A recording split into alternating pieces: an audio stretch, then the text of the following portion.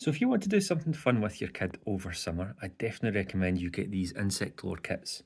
So as you can see here, we have got these guys who are in chrysalis already.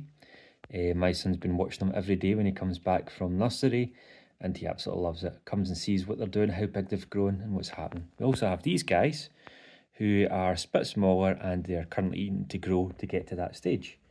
My son has absolutely loved it to this point. He loves just seeing them grow and see what they do next. So I am really excited myself actually to put out the butterfly net that I'll put these guys in, put the feeder out and see what they become. So there'll be painted lady butterflies in this kit, but you can get various other ones in insect lore. I definitely recommend.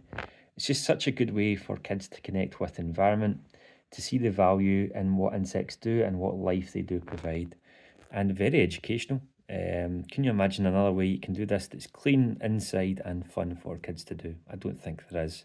So I definitely recommend. Super fun, and I think excellent value for money, given the education it gives your kids.